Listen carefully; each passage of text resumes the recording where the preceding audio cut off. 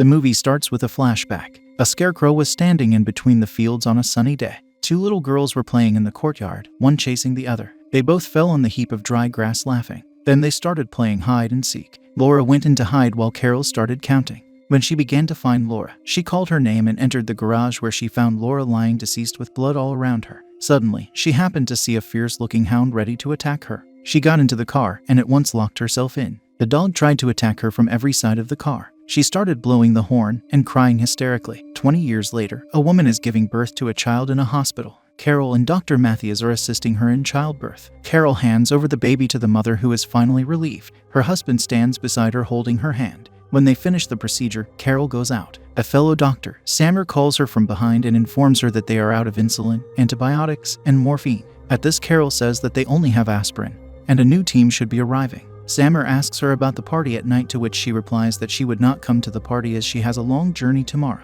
On party night, they talk about their experience with one another and that they have spent a good time together. Mathias asks Carol about her plans, to which she replies that she would take a break. Mathias plans to go to see his kids. Samir expresses his unrest on being an idol only to be with the elders. Mathias starts to court a girl at the club, whereas Samir and Carol are discussing his being intimated by the girl. Samir asks her to be the same as the girl with Mathias, but she refuses and says that she likes men with strong muscle. She goes to take some rest. She happens to find a dog in the hallway and gets terrified at once as the memories of the past begin to haunt her. A flashback seems to play before her eyes. She closes her eyes to get the dog to pass by her. As she was standing there in terror, Mathias comes there with the girl and softly asks about the matter. He asks her to go into her room to take a rest. Sitting on her bed, she opens her locket where she finds Laura smiling in the picture. The next morning, Carol puts her luggage in the car when Samir comes. He starts snoring as soon as he gets into the car. Mathias asks her to drive, but Carol shows herself up for driving. They find the main road blocked as a bomb disposal squad is working there,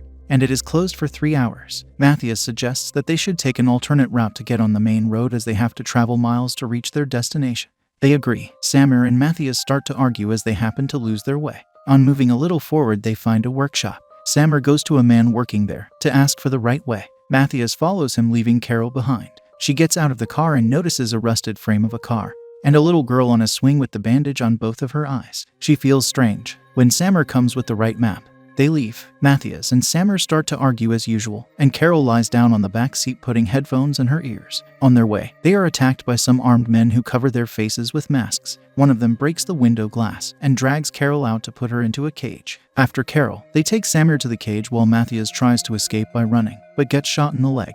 They shout in fear as they become captives of some unknown forces. It is all dark inside the cage. Carol opens her eyes in a dark cell where she finds Samir lying unconscious. She wakes him up. There is darkness all around. They hear Mathias's voice from the other cell. He inquires about their safety. They also ask about his leg, to which he replies that it is fine now. They feel someone staring at them through the darkness of the cell. Mathias stands up limping and tries to see out through the window. Carol and Samir discuss their being hostage. Samir blames Mathias, whereas Carol tells him that it is all in their fate. The next morning, they see out through the window, as it is the only way to see outside. They hear the sound of footsteps coming toward them. Suddenly, the lights turn on. 2 men come inside the cell and start abusing Carol sexually. When Samir tries to stop them, they give him a severe electric shock with some gadget, and he falls. When they leave, a doctor comes to examine them. It is again dark now. After some time, the lights turn on again, and Samir and Carol get closer in fear. This time a man comes and slides forward a bowl of food. In the next cell, a doctor comes to examine Mathias's wound.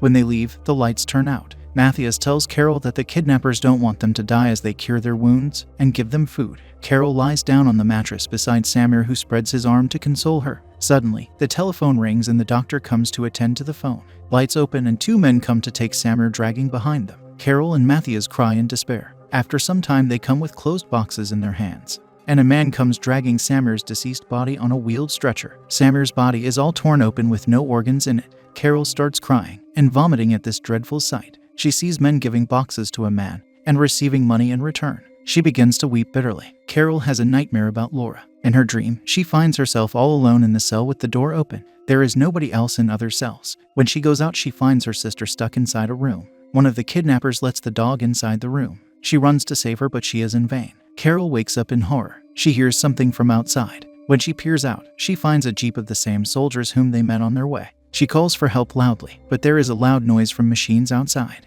Meanwhile, the doctor arrives and puts a syringe in her neck. Matthias finds a thing in his mattress. He draws it out and makes a pointed object with it by molding it. He starts to break the wall around the window with it. As he is doing so, he hears someone coming towards him. By then he has already removed the signs of his activity. When they leave, he continues his work. Finally, he succeeds in breaking the window. He places a folded mattress and tries to get out of the cell through the broken window. He gets his head out of the cell, putting up all his effort, but he finds a man standing there. He pees on his head and kicks his head back into the cell. He falls on his back weeping. They close the window by welding it permanently. They remove the mattress from Carol's cell too. At night, Carol calls on Matthias and claims to hear some child crying. Matthias tells her that it is her illusion. When the man comes to give her food, she kicks his chest and rushes towards the next cell where she finds a little girl. By then, the man comes there dragging her from behind. He slaps her and she faints. When she wakes up, she hears a sound from the other side of the wall. When she approaches, she finds a little hand reaching her. She also draws her hand out to hold the girl's hand.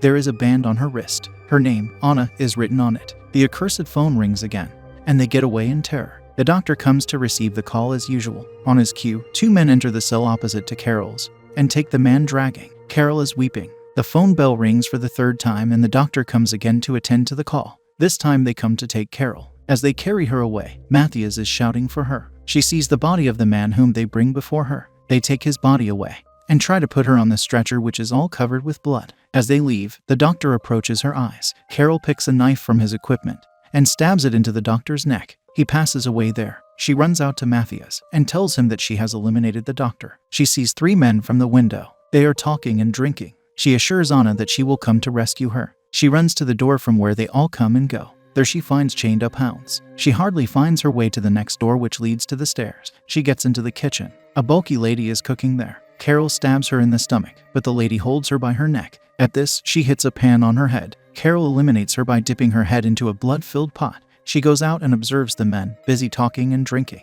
She crawls, hiding behind various objects, and concentrating on the cutter that lies near them. She picks it up and gets back into the cell. She cuts the lock of Matthias's cell. Matthias unlocks Anna's cell in the same way. As they move to get out of the cell, they hear someone coming over. Matthias eliminates the man by hitting with the heavy cutter on his head. They all go out. They rush towards the forest. Running to a certain distance, Matthias finds it impossible to run anymore. The two men also rush behind them, making their hounds chase them. Matthias asks Carol to take Anna and run away, leaving him there as he is unable to move any further. Carol runs along with Anna while the hounds tear Matthias apart behind. Carol sends Anna to the fields to hide. When the hounds are about to catch her, she happens to see a marked place for mine. She stands by that marked place. When the hounds reach her, the mine explodes. The hounds pass away, and she passes out. When she awakes, everything seems to beep in her head. She cannot hear anything. She rushes towards Anna in the fields and finds a man holding her. She attacks him with a big stone from behind and eliminates him by hitting his head. She takes Anna along and they start running.